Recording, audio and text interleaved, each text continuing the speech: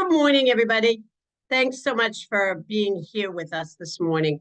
As we settle in to celebrate Black History Month, just a reminder, and I think about this every year, we want to honor those traditions and achievements that are significant every day, not just in February. So we shouldn't get to the end of February as we move into March and forget about that. And I have sort of an interesting announcement as well as a fact, excuse me, an interesting Hey, fact that I didn't Denise.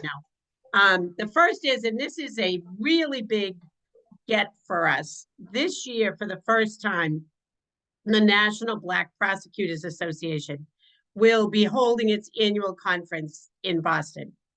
And this is something we competed very fiercely to get. As many of you may remember and have seen in other conversations, people don't always regard Boston as the most welcoming city. So that was a challenge. We're very proud of the fact that they've chosen Boston and are really working hard on putting together a program that will make them glad they came here. This organization is the only professional group that is committed to the progress of Black prosecutors. And that's really important because, as we do, we try very hard to get Black attorneys into prosecutors' offices, both so that people see people who look like them when they go to court, and that perspective is always with us as we are looking at cases. And also, one of the bigger challenges is retaining those folks in prosecutors' offices. So we have a real inequity with respect to the representation of Black attorneys in the executive ranks, because often people don't stay with us long enough. So we are really working very hard to change that. And having this conference here is a big step forward for that. But also, excuse me, frog in my throat this morning. Antonia found us some facts, which I think are really pretty interesting and are interesting, particularly for Middlesex. When looking at attorneys, representation of Black members of our society and attorneys, a great example is a man named Malcolm Allen. He was the first licensed Black attorney in the United States, and he became an attorney in July of 1844 in Maine. And he faced some hostility and some difficulties getting work up in Maine, so he came to Boston. He was admitted to the bar here in Massachusetts in May of 1845, making him what we believe to be Massachusetts' first African-American attorney. And by that October, just a few months later, he is believed to have been the first African-American lawyer to ever, this is just really pretty amazing, to argue before a jury in the United States. And by 1847, here in Middlesex County, Mr. Allen had become a justice of the peace. And that was even more remarkable considering that he was not yet a full citizen under the Constitution. And justice of the peace at that point weren't sort of just the characters we think of now of doing marriages and things, but they were actually serving as a judge for minor legal matters. So that was a great achievement. And of course, excuse me, I am sorry. As I'm sure all of you do, I really look forward to, as interesting as that story is, I look forward to the future where people are not always prefaced with the first Black, because that will be an indication of our having achieved a more diverse and equitable society.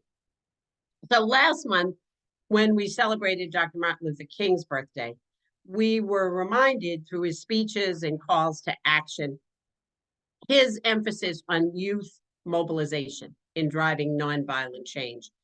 And as we all know, and we've seen here most recently around climate, the importance of young people in moving things forward. So we've really been focused on that. Antonia just began a 4-week social justice roundtable at one of our local high schools. We have prosecutors out in our community and schools teaching middle and high school kids about digital citizenship through our Digital Citizenship Academy. Whatever your politics are, we've all seen over the last few weeks, the AI generated phone calls, the AI generated or altered memes and clips that are showing up. And it's very hard to figure out what's real. And we want kids to become really discerning about that. And in light of it being an election year, we're also taking this program out into our community. So we'll be at the end of the month out in the Tewksbury Public Library. We're going to be working our way around the county. And those social justice roundtables, we started those as what we thought would be kind of a one-off to go and talk about social issues with kids. And they loved it. And Antonia and Alice have done a great job building that out into a curriculum, going back and really just getting kids involved in lots of issues of our time. So today we'll explore Palante, a transformative justice nonprofit based out in Holyoke that leverages the restorative justice principles that we've spoken so much about to empower young people again in building strong, healthy, intergenerational communities that are really free from hardship and injustice. You know, the implementation of restorative justice practices in our schools has been transformative. I've advocated for that across our county. I worked on the bill that required judges to use that in some circumstances. I have the privilege now of serving on the State Restorative Justice Commission, which is working to create an Office of Restorative Justice and to really get this use. We have communities that are great, that use it all the time. That's how they do discipline in their schools. And we have communities where we'd like to see it more. I think restorative justice is one of those things that until you've seen it, you can't believe how powerful it really is. And it is a piece of what we really began here in 2018 when we passed criminal justice reform legislation. That was a huge change. And it focused a great deal on crime prevention, effective treatment programs, and support for people, of which restorative justice plays a part. And you may have seen just last week, the 5-year report came out there showing what a difference that has made, how the numbers of people that we are incarcerating here in Massachusetts have just fallen astronomically. They have fallen at a rate twice as high as the rest of the country. And that's really reflected, for instance, in the governor's decision to close the Concord prison because we don't need it anymore. And that would be really concerning if, as some other parts of the country have seen, we were doing that and we had rampant crime. But our crime has continued to fall as well, which shows that those prevention and intervention efforts are working.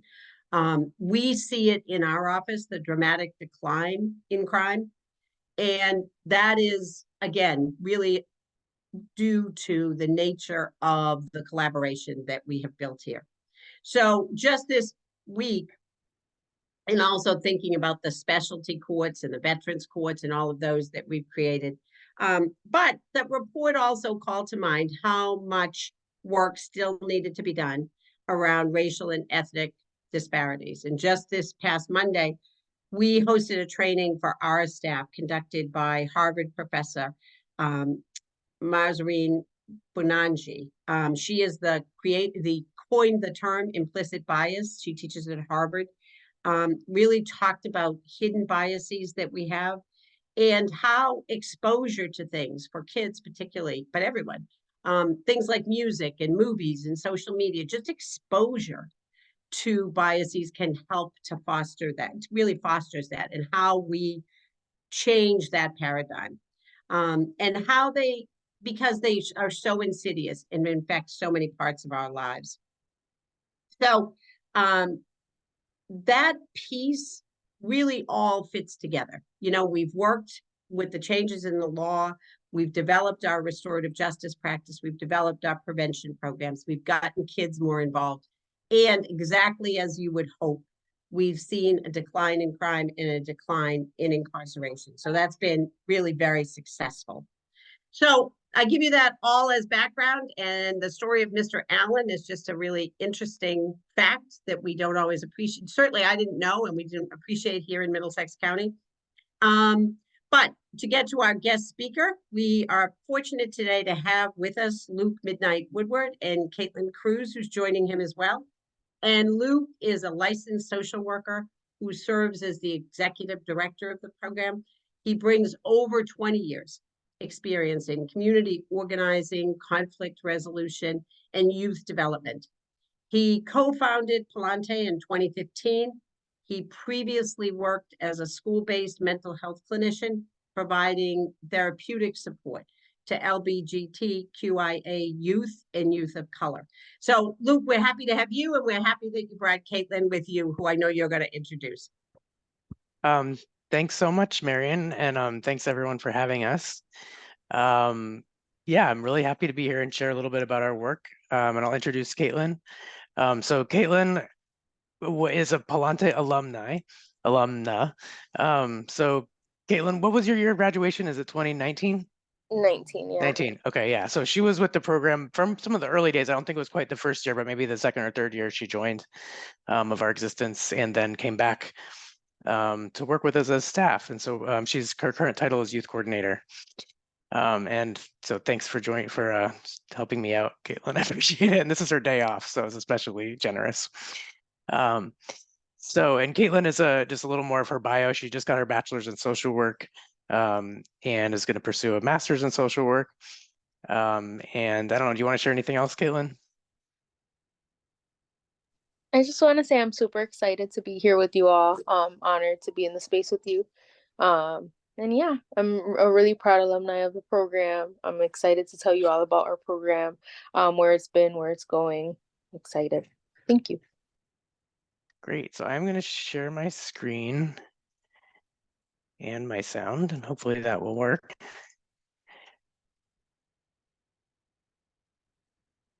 Everybody good? You can see? I can't see you, but can you see the screen? We can. We're good. Okay, awesome, cool.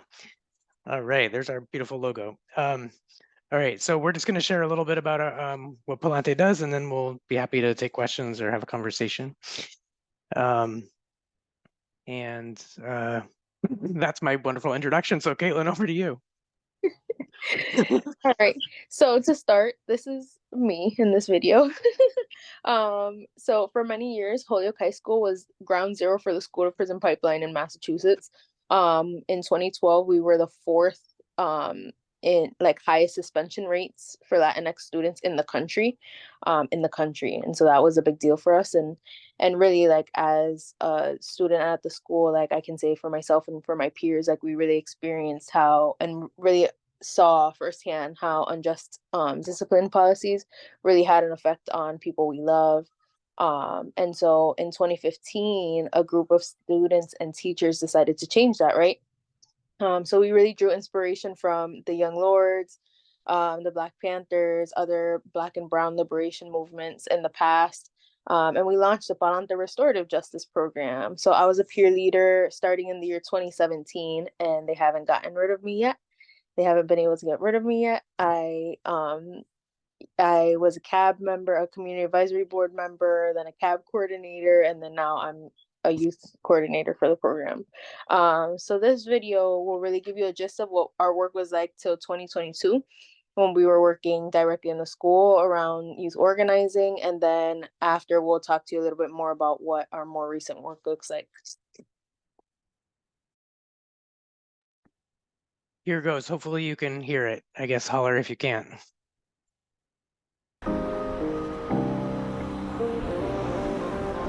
This sign is only in Spanish, and it's not proper Spanish, it's in slang. So it's geared towards Hispanic students and students of color. And so we decided that today we're gonna take it down. We have nothing to lose but our change! We have nothing to lose but our change!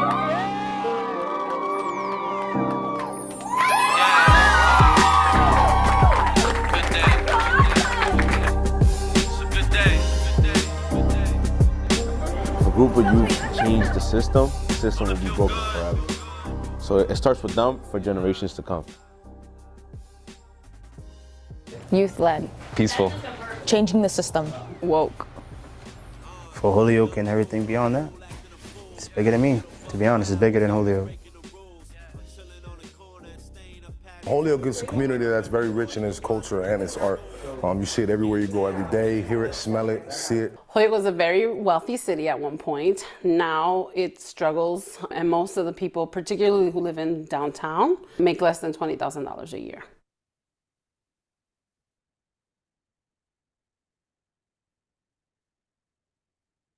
Holyoke has a history of being prejudiced and subliminally racist. A few weeks back, I was called a spick for speaking Spanish on the streets with my father. It starts out there and then it comes in here, what these kids see on the street, and that affects how high schoolers come in and they separate themselves and they have these judgments towards each other. Our lunchroom is segregated. Kids start fighting depending on where they live. You never know if something will break loose. When there's fights and there's police, it's like, feels kind of like prison. The school to prison pipeline is a system set up against people of color. It pushes them to drop out, or it just like has them expelled, which ends up making them lead to the streets for money, and this ends up leading into the prison system. This is my redemption road. I'm headed to the top, just let everybody know. I'm overcoming for the ones that came before me. And why you see me after Poverty. Ignorance. Racism. Egos. The system. Look at my success story. Yeah, take a look at your success story. And yours and mine. We all sit in a circle and we move to the left because it's the closest to our hearts, but we make sure that everybody's heard and everybody gets their word out. We have support circles, we have conflict circles, and we have our circles that we do together as a group. I feel like circles just give people hope that they could do bigger and better things. Again, I was the first Puerto Rican in the darn state, the whole state of Massachusetts, to be elected. And that was in what year? That was in 1985. In 1985. We have come a very long way. We need more. We need more both on the in and we need more on the out, because that's where you create the power. Success story. And yours and mine and ours and yours and mine and ours. Success story. So basically for each project, we get together, we try and find out everybody's problems that are going on in the Holyoke community and also the Holyoke High School community. Then we do a whole bunch of research to change the problem. When students develop that critical lens, then they also have a responsibility to address injustice and to, again, imagine what transformation might look like. So it's not just about necessarily learning or critical thinking, but it's also about action. Our voice is being heard, and it may seem like a small thing, just a sign, but this is the start of something big. The best initiatives in the city aren't from the mayor's office down. It's organic, like grassroots efforts like this that are led from the bottom up. But instead of heading back to the streets, you hit the books and came back with degrees, came back with diplomas, came back to succeed, came back to believe. Now you know there's more than life than the streets. Yeah. This is my redemption road. Lante provided a place where I could actually make friends, have a sense of family inside my school, and actually give me more determination to come to school. I think this is a model that is really unique, and it's ahead of its time in the state and even across the country. Love. Family. Community. For everybody. Revolutionary. Pa'lante.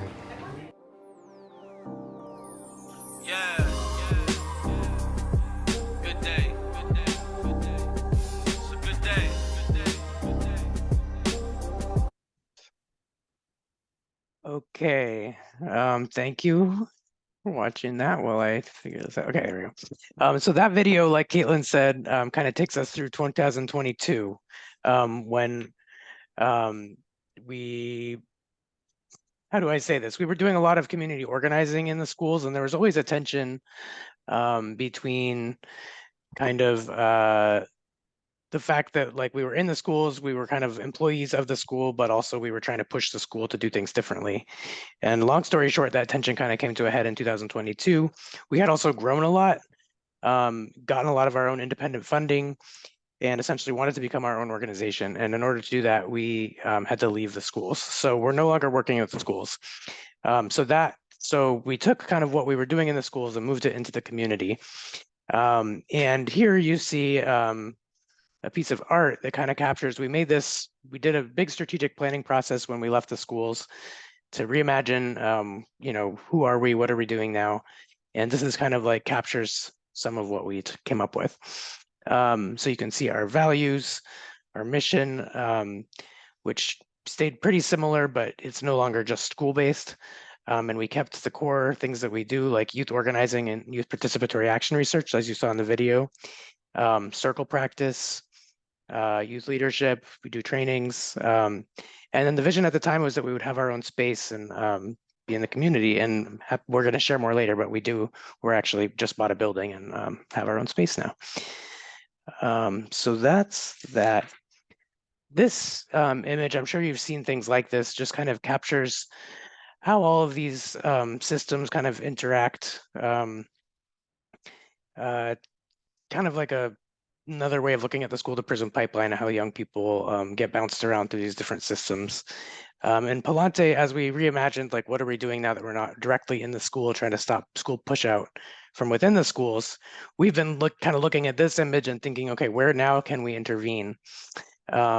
Now that we're not directly in the schools. And so we'll share a little bit about kind of what we're keeping and what we're doing a little differently now. It sounds like from the intro that you all are pretty familiar with restorative justice already, but just in case, these are kind of 3 different models. And I'm sure you all know what criminal and punitive justice is, but it's generally like based on exclusion. So somebody harms somebody or makes a mistake or breaks a rule, and they get kind of like excluded from the community for a period of time. We think this kind of actually creates more hurt and harm, and that the person then comes back actually in no better position to be in good relationships with the people around them. So restorative justice, as I think you already know, is really about restoring back relationships. It's about, so, okay, somebody broke a rule or hurt somebody, and how can they make things right to the extent that that's possible? We call ourselves a transformative justice organization because we know that a lot of the systems in our society are already broken. So to restore things back to the way they were is not really the goal. We want to transform. We want to get to the root of issues. So we don't just do circles to deal with like an interpersonal problem or a personal problem, but we also do community organizing to get to the root causes that are like leading to a lot of this stuff. In the schools, you see it all the time. So kids are fighting. If you just deal with the fact that like this kid's fighting all the time, you're just going to keep having the same issue. But you have to look at like, why are kids fighting? Do they have stuff to do after school? What's going on in their family? What's going on in the city of Holyoke for young people, etc. So that's why we call ourselves a transformative justice organization, even though we also are fine going by restorative justice, just since that's what more people are used to. Over to you, Caitlin. So we used to do circle for youth in the school, and so that could mean peer-to-peer conflict, peer-to-teacher conflict. It could mean a celebration circle, grief circles, support circles, accountability circles. We have like a different variation. And so now we're taking referrals through the criminal legal system to provide circles in the community and in the schools and in the communities, etc. So this clip will kind of explain what happens within a circle. Okay, and we have these training videos on our website. So if you're interested, we're just going to show you like 2 minutes of this one, of just some young people explaining what happens in circle, like Kate said. So here we go.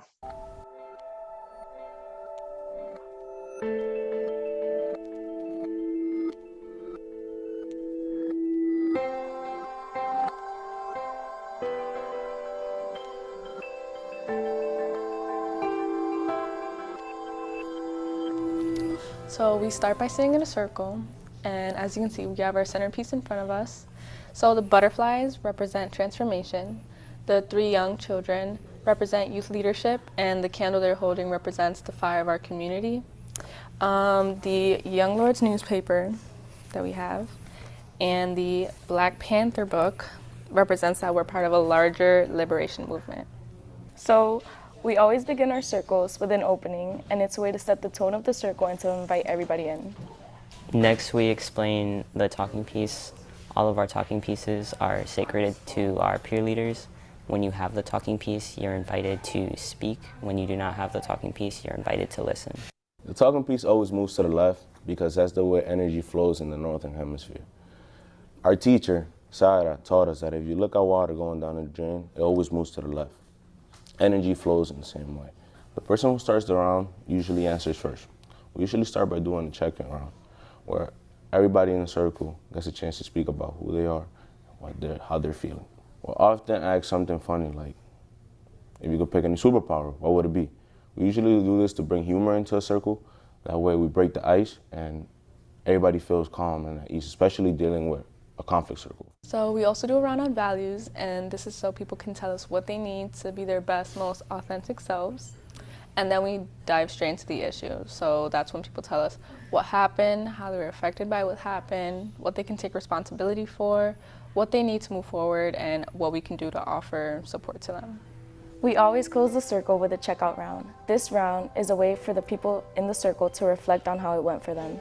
Following that, we have a closing quote that signals the end of the circle.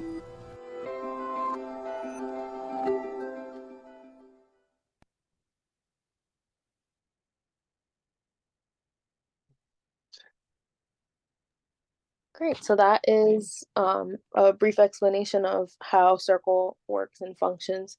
Now we're just going to talk a little bit about youth participatory action research, otherwise known as YPAR.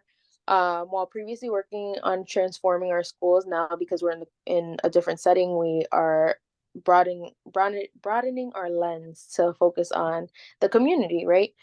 Which brings other opportunities as well. So YPAR stands for Youth Participatory Action Research, which basically means youth researching issues that they feel are important and pertinent in their community. Just to be clear, this is our version of how we bring restorative justice, right? This is our way of addressing systemic issues. This isn't everyone's way of addressing these issues. In this photo, you see our former peer leader, Jaylene, talking at a community forum, and you can see that this is the action piece, right? This is the impact piece. Jaylene's also now part of our board of directors, and our board of directors is composed of 50% youth and alumni. And so we feel like that's an important part of our organization. So we're going to share a little bit about our past YPAR projects, and just so that you get a sense of like what kind of issues that we work on. And for this year, we're in the stage of researching what the youth want to focus on and what issues they feel are important to work on. And so, yeah, so I'm going to pass it to Luke to get started talking about the YPAR. So yeah, we just picked a couple, and we just probably have 5 minutes left of the presentation, just if anyone's wondering. But we picked a couple projects to share about that might be interesting to you. So one was in 2019, about halfway through the year, suddenly the principal announced that they were going to start randomly searching students' bags. And there wasn't really a process around it. It was actually kind of just like buried in an email that he sent out. But when youth started hearing about this, they were upset. So we had a different project we were working on, and they wanted to change course and work on this instead. So they started doing a bunch of research to learn more about like searches in schools and are they effective, at addressing the issues, which it was actually unclear what issue the principal and the leadership was trying to address, but it seemed like maybe a concern about like marijuana in people's bags or smoking pot in the bathrooms. But again, the issue, the impetus for it kind of changed depending when you asked them. But anyway, so students organized over 150 people to attend some speak outs. They reviewed the evidence. So, obviously Holyoke High wasn't the first school to do random searches. And so they looked at what's already been studied. Are they effective? What's the impact? And then they did their own research through interviews and surveys. And you could see here is a quote from one student who spoke at the forum. Speaking as a student who has been searched, school administrators are not disrespectful, but when you come to school, you come here for a safe space. You don't want to come here every day feeling like it's a jail. So they talked about kind of the impact. And they also shared their research, which here you can see some of the research that they did. So really what's cool about YPAR is it's a way of doing organizing and activism, but it's also teaching young people like research skills and also how to like back up their opinions with facts or use facts to inform their opinions and look at data and all that kind of stuff. So they were amazing when they spoke and they won. meaning the principal apologized and took back the policy. So that was really exciting. Sadly, once we left the schools, it seems like they've started the searches back up. So I don't know that we changed their hearts so much as we were a presence in the school that prevented sort of some of the worst instincts of like an institution like that from always happening. So anyway, we can talk more about that if you have questions, but we did have a victory that year on this one. So last year for our YPAR, our youth wanted to focus on creating reimagining anger management. And so some of our youth had court ordered anger management that they had to attend, and they really felt like it wasn't helpful. So our youth decided to reimagine it as really envisioning and in embodying the energy of activists that have used anger to create activism, to create change in their communities, and recognizing that youth have reason to be angry. And so our youth put together a all youth led 6-series workshop. This includes like role play, circles, art, storytelling, and more. And it's a way to be in solidarity with one another. The peer leaders in our program, so our youth actually run the program. And we're working with the Hampton County legal system to get referrals for our Mindful Rage series. Oops, I wondered where those pictures were. Here they are. Okay. Oh, so it's you. Okay. Yeah, so this is an awesome new part of what being in the community looks like for us. And so something really new for us is the META. So the META is short for Metamorphosis, which is our drop-in space for our youth ages 13 to 19 years old. And it's open Monday through Thursday, 3 to 7 p.m. And basically youth can come hang out, gain a sense of belonging, find the community with one another. Some people come play video games. Some people do self-care. We're really focusing on our recruitment events for the META, for our drop-in space, trying to engage youth so that they know that this is happening in their community. And so this is a self-care night that we were offering free haircuts, face masks, etc. And we were really focusing on well-being of young people. And eventually when they feel that they're ready, we talk to them about becoming peer leaders in our organization to do that youth organizing work and participate in YPAR. So this is something upcoming and I'm really excited about it. So we've been in different spaces throughout the years. We were in the school, we spent some time in another small location in the community, and then we finally landed in our own home. And so we're really excited to have our own space. So on that 28th of February from 4 to 6, we're having our open house to welcome people in from the community, people that love youth, etc., to come to our house, connect with peer leaders, network with others, etc. And we'd love to invite you to that. So yeah, come to our open house, join us. We'd love to see you there. And yeah. So now that we've given you all of this information about what our program was, where it is now, we were just wondering if you have any questions about the organization. And I'll open it up to you. Antonia.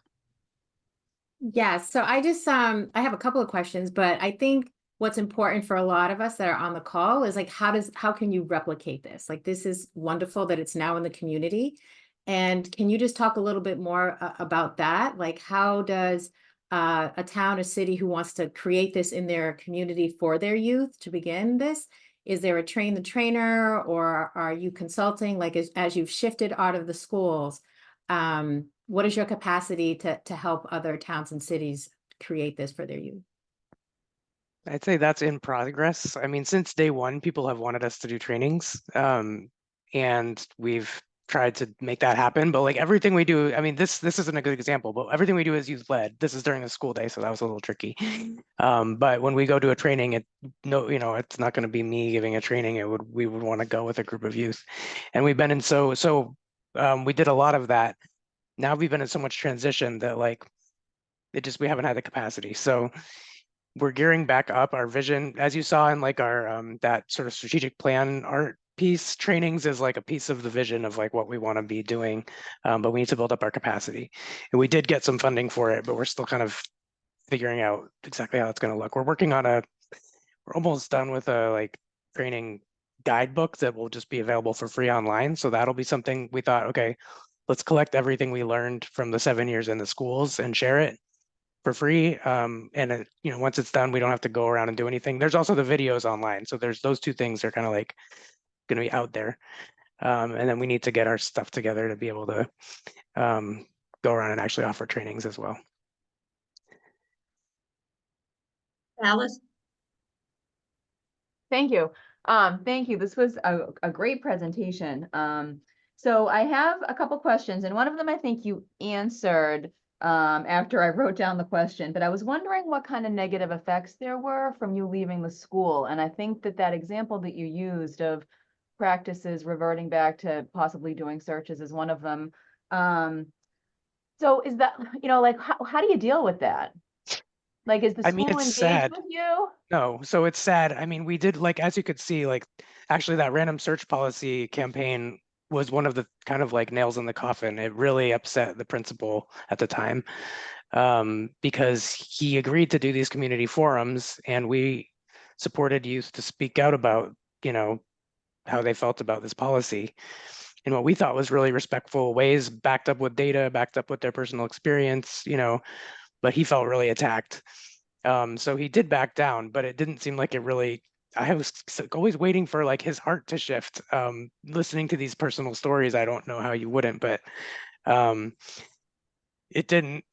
So yeah, I think these institutions, I mean, something we talk about in Palante is these institutions were not designed for young people of color for them to be like free and self-expressed, and you know, that's not what these are designed for. And I think that when you're not pushing back against like the sort of institution all the time, it's going to just go back to what it was designed for. And I think that's what happened when we left. And we want to get back in there, even not even to like do organizing there, but even just have access to the youth again in the way that we did. But they don't, you know, the trust is not there. They're worried we're going to like start a, you know, cause problems by supporting youth to speak up. So it's challenging, it's sad, we want to get back in, and we're like trying to, but so far they don't seem to want us in there. So that's sort of related to the other question I had about, I'm sorry, did I just talk over someone? No. Oh, okay, sorry. Just like the tension that exists when there are issues that you want to push back on and the school might not be terribly receptive at first. So going back to this, you know, the victory that you did have, when you were pushing back on the school about the policy, like, how did that work? Like, what was the game plan? Did a student ask for a meeting with the principal? Like, how did all that sort of get orchestrated? I wanted to turn it over to Kate, but you weren't here that year, right? That was like the year after she graduated. So I'll keep talking, but then I'm going to stop talking. So yeah, I think we asked for meetings with the principal. You know, I spoke to him. First, I was just like, oh, if I talk to him, like, surely he'll, you know, no. It was like, what is your plan? And he had these different weird plans of how they were going to do the searches. He's like, well, when somebody, we're just going to like mark an X on the floor. And when they're walking in, if someone steps on that X, we'll search them. I was like, or I don't know. Or then they're like, no, we're going to go into classrooms. He didn't even have a clear plan. But ultimately, like I said, he agreed to do these forums. And that was kind of like the way that we then went about it. Was then just organizing to get people to show up to the forums. And that was really, really powerful. And then honestly, it was spring 2020, COVID happened. And it was like during that he backed down on the random searches. And I honestly don't think the superintendent supported it either. And we were talking to the superintendent, but I think he didn't want to step on his toes. So I don't know what happened behind the scenes that in like March or April of 2020, he rescinded the plan. Maybe it was we weren't in school anyway. There were no searches to be done. Yeah, right. Make the problem go away. I'm not really sure. Right. And then my last question is the meta drop-in. So how long have you done that? That just sounds great. Over to you, Caitlin. So we were sharing space with an alternative school called Lighthouse in Holyoke. And so we kind of started that up. I think we started the meta this year, 2023, last fall. And yeah, and we saw like a lot of like youth engaging in that, and we used to work like till 5. We used to have like days till 5, and we realized that our youth really wanted to spend time in our space beyond that. And before, our work was like really really just around like youth organizing.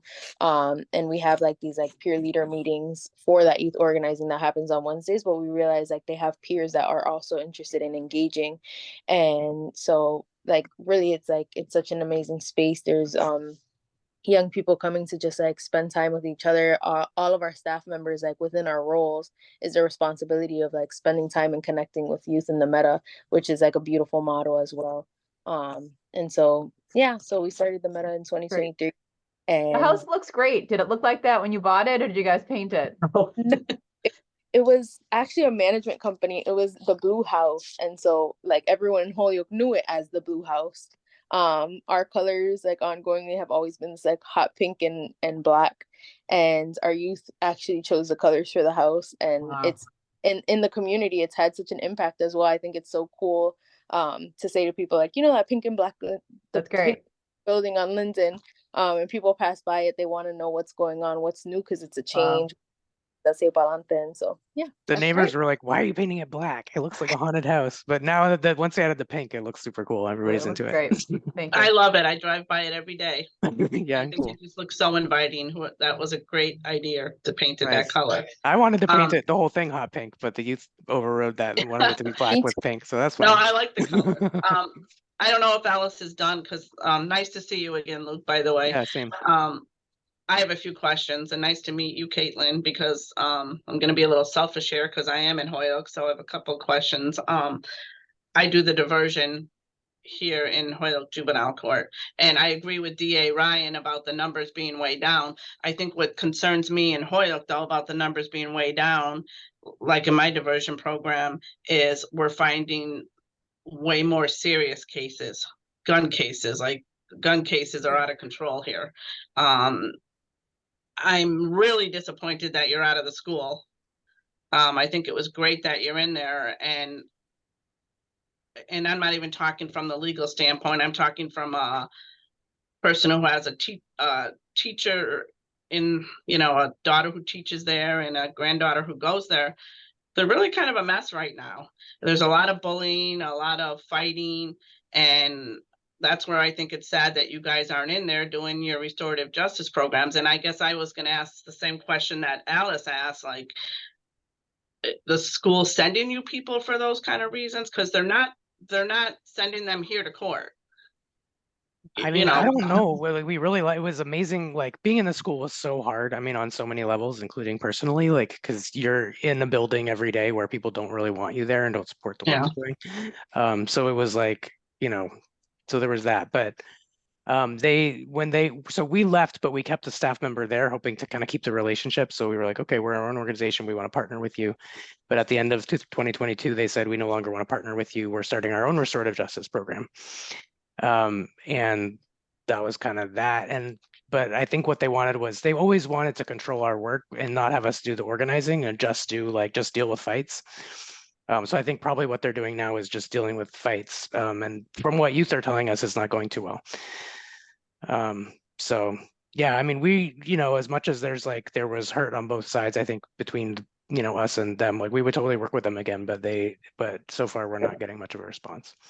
Yeah, that's disappointing. Yeah. Do you still have the Mindful Rage program? Yes, and actually, yeah, we've revised it and improved it, and we're training our youth staff to run it now. So we would love to, Denise. We should follow up, actually. I know. Yeah. I did follow up a while ago with Danielle. I don't know if she's still there. She left on parental leave and came back. So there may have been a lapse in communication there. Yeah. Yeah, my problem is I kind of wish I was getting some of those kids so I could send them to something like that, because I don't think the problem's being solved. I mean, just for example, I sit in the parking lot every day because my granddaughter won't go into school until she has friends there. And I also see about 8 other people parked out there doing the same thing. And I think that's just really tragic because, you know, no kid should be afraid to go to school. Yeah. And that's what's happening. And that's why I think I just don't understand why they can't send you these kids that are getting in fights, because nothing's being solved. No, and we've offered actually to do Mindful Rage there. We were like, could we come and do it at the school? You know, yeah. There's been so much leadership transition. Like I was there almost 10 years, but there were 5 different principals, 5 or 6, Yeah. and 3 or 4 different superintendents. So in a way, I'm like, well, we could wait out this regime, and maybe when the next one comes in, they'll work with us. Yeah, I would love Um, to meet with you, yeah. and we'll do that, but I had a couple other questions. The meta drop off or drop in, is that certain days and times? Yeah, so we kind of had like wonky scheduling and timing, and we really decided like we wanted to intentionally make it like uniform, so like Monday through Thursday 3 to 7 p.m. Every week, and we try our hardest to like never close that down. So yeah. Okay, yeah, I don't want to take up too much time here, but I'd love to meet with you guys. Let's do it. Again, my diversion numbers are really down. I don't get a lot of kids for, anymore because I don't know. I think also the juvenile laws changed so much that police officers are kind of, I don't know if that's a good or bad thing, but they don't, want to do it. There's also other programs around, other diversion programs around, but I mean, the one like Springfield, for example, has a great Salvation Army program. They get to send kids there, but Hoyoke really don't have anywhere to send kids. As you know, the Boys and Girls Club used to have a teen program. They don't have it anymore. I mean, they have teens where you can go there after school, but not a program where I can send kids. So I think what you do sounds great. I love the restorative justice things. I have taken a class on that. I think it's great, and I love what you do. So yeah, Thanks, I'd love to Elise. find a way to work with you. I'm just wish the schools would work with you, Yeah. but guess there's nothing we can do about that. Well, keep trying. Yeah, we still have lots of good allies in the schools, so we also have our little, sideways routes. But yeah, the leadership isn't very responsive. Antonia, is your hand up? Yeah, I just wanted to know, from Caitlin and you, Luke, how impactful was it to you now that you're out of school and you're back work again? Can you talk about other kids of how doing this work in this program has impacted them as they've moved on? It's actually interesting to like as our cohorts of peer leaders get further from the year that we like departed from the school, like some of our youth have no idea what that looks like within the school. I think that like something that I have really taken on and like made like a personal mission is to like really try to like see the organization as for what it is now, and like for the growing point that it is now, beyond like, oh, but we used to do this in the school and we can't do this anymore, or we used to do this in the school and now we can do different things. And it's really like not all, as they said in the video, like there's a lot of issues that start out in the community and then come and impact the school. So now instead of like working in that school level, we're in the community level and engaging more with different youth and youth that might be a little more court involved. And so I find that to be super impactful. I also think that with the drop-in space, like because it's not a committed, like it's not a commitment, it's like you come in when you can, and it's ages 13 to 19. We're really engaging with youth that might not want to become a committed peer leader because they have other time commitments, or they just don't feel like they're ready for organizing work, but they develop like those leadership skills within the meta with the other peer leaders.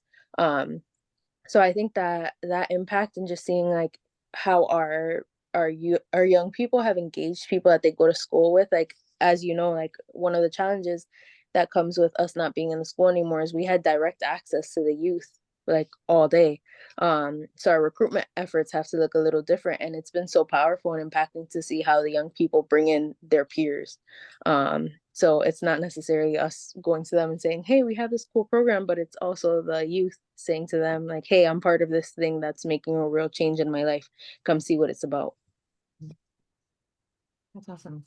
And I think, Luke, as you think about what going forward it would look like, I think a lot of, like I said before, towns and municipalities who might have a Boys and Girls Club or have space that they can dedicate to youth in the community might want that resource book that you create as to how they can do this. Because as we're finding, a lot of communities are asking, like, how can we get our youth engaged? If it's not in the school, how can we get them engaged just in the community, in their free time, after school, on weekends? especially for that teenage years of kids that aren't in sports and other things, but still want to be engaged in some way. So that would be great if you can share that once you guys put that together. Yeah, sure. We're almost done with the writing, and then we just have to format it and get it on there. But yeah, slow process. We also, like, just to echo what Luke said, we also were really intentional during the strategic planning process to think about like what training would look like potentially, and because like circle practice is a sacred practice to us that we were taught, like we want to make sure that it's like being brought in the correct way, but also like not necessarily just circle, like restorative justice is its own practice, right? And so like in our strategic plan we have like plans on having a training manager. We've just hired a development manager. So those are like future plans, but maybe follow up with us like later on. You know, has there been from anybody, whether it's the DA's office or the police departments or anybody, a real reach out in training for the schools around restorative justice? In Holyoke? Yeah. They're not asking us for training. I mean, when we were there, we did a lot of in-house work with the schools, of course. So that was through 2022. We would every year like do a thing with teachers, and I was at one point I was part of the administration team. See, again, there are all these different principals, so different ways of working. At one point, I was like almost like another vice principal, like in that team, and then in other times I wasn't. And so when that was happening, then I could like, you know, support the leadership and being having kind of training, because going to one training is great, but like day in and day out, like having to really reflect on the way you're doing your work critically like that is kind of more impactful. So yeah, we've done a lot of work with the schools. Right now, they're not asking. I don't think they want to, like I said, they want to do their restorative justice their own way. That doesn't, I think what's missing is like, they're not looking at the root causes, right? They're just looking at the fights. Okay, stop fighting. Say you're sorry. We know that it's like, that was always frustrating. It's frustrating for them that we weren't always just focused on getting a kid to just change what they're doing, but wanting to look more deeply. And it's frustrating for us that they just wanted us to like make a kid stop doing something and not, and we wanted to take more time and look more deeply, and even have adults take responsibility for their role in some of these things, or some policies and practices at the school that were exacerbating some of the issues, stuff like that. I think one of the things we have seen is, I think restorative justice is hard for schools to wrap their head around. Yeah. And that it has to come down in many cases from someplace outside. It's a paradigm shift. Yeah. And if you don't want to shift your paradigm, I mean, we went in there thinking we were going to transform the whole school. And I think for me, at least, you know, I had to really at one point let go of that and say, okay, we're not going to change everybody's mind here, but what we can do is create something beautiful and different that will, you know, some little by little people are going to be like, hey, what's going on in there? I want some of that. And that's kind of what happened. And we basically like took over the third floor. It's a 3-story building. And we had created like a really beautiful zone, you know, of influence up there. So we didn't shift the way every teacher was talking to kids or doing their thing, but we did create like this alternative experience for young people so they could see something else is possible. What about the lower schools, the elementary schools and things? Is anybody using restorative justice there? Not that I know of. Caitlin, do you know? We had done some trainings with PEC when PEC existed, Yeah. but PEC no longer exists. That was a elementary middle school, I believe. And so Yeah. present day, I don't think that any of the middle schools, elementary schools, I've heard like expressed interest, but not really any like follow through of that. There's so much turnover. I mean, we did some trainings at PEC and then those staff were gone. You know what I mean? It's like Yeah. different I principals. mean, that's one of the things where I think in the communities where we've been very successful, the kids have grown up with it. Mm-hmm. So they have an expectation that, you know, it's not a new thing that suddenly happens when they go to high school. Right. Yeah, that would be ideal. It'd be like a district-wide thing. Yeah. Yeah. Luke or Any- Kate? Oh, sorry. Go ahead, Denise.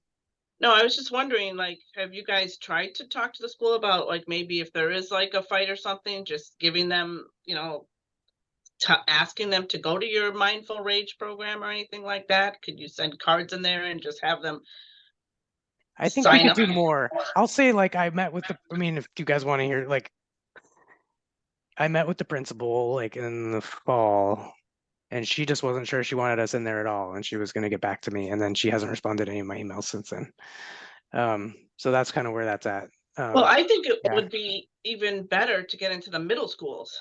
Because Yeah. I think the middle schools have more problems right now than the high school does. Just Yeah, we from might- yeah.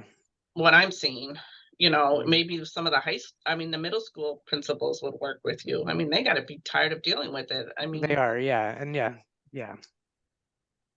And our understanding is that like they're handling like the things that they would usually refer to us for, they're handling it in their own restorative justice program. And so I think that they're like they might be holding on to this idea of like they're gonna develop their restorative justice program. That's I don't think they're yeah. I don't think they're handling it. No, they're And, not, you but I know, think how they about the don't want us to school step on their committee? toes. Yeah. I mean, now the school committee's not happy because they didn't get they're still gonna be Right. in receivership. So, I mean, maybe you could try the school committee and maybe they would be up for something like that, because I'm sure they hear from parents about what's Yeah. going on, and, you know, about, you know, it's not even like you have to go into the schools, just have a policy where, okay, instead of suspending you, we're gonna send you here. That's not a bad idea, actually, for the mindful reach thing. Yeah. I know they're having a meeting very soon, like maybe the 12th, or they're having a meeting because of the receivership thing. And I think that's why, I mean, I shouldn't say it because I don't know for sure, but I think they hide a lot of things because of the receivership thing. Oh, I yeah. was really hoping that, you know, they would get out of it just so there'd be change, but not happening. Yeah, we would see it too. It's like they got their suspension numbers down, but then the reason they're down is that instead they're doing these, what do they call them? Urgent removal or something. So what they'll do is just send the kid home and they don't call it a suspension, but they're still telling you can't be in school. So it's like, but then it looks like they don't have suspensions. Right. That's the kind of, Well, just went out. Yeah. sorry, when you're in the school, you get to really see like behind the curtain, you know, when you're out of the school, you're like, oh, wow, the numbers are down. Yeah. Yeah. So Luke, when you say you're out of schools, were you doing work with Framingham and some other schools, or are you completely not in any? Or are you still doing Well, some? when we were at Holyoke High, we were at Holyoke, like all of our offices were in the building. So it was like Framingham, we just set up a contract to like consult with them a little bit. Okay. So we're not like in there, you know, and when we left Holyoke High, we left one staff in the building full time. That was the vision. And actually, I didn't mention this, but we did just get funding to be in the Lighthouse, which is an alternative school that collaborates with the Holyoke Public Schools, but is independent. And we have a great relationship with them. So we're about to put a staff person there. So we'll be in a school. But no, Framingham, that's just like a consulting thing to give them sort of advice and support. Got it. Thank you. Yeah. All right, thank you, thank you. Other questions, comments, things people want to share? Otherwise, we will see everybody again on, I just lost the date, remind me of just lost my page, sorry. March 14th. March 14th.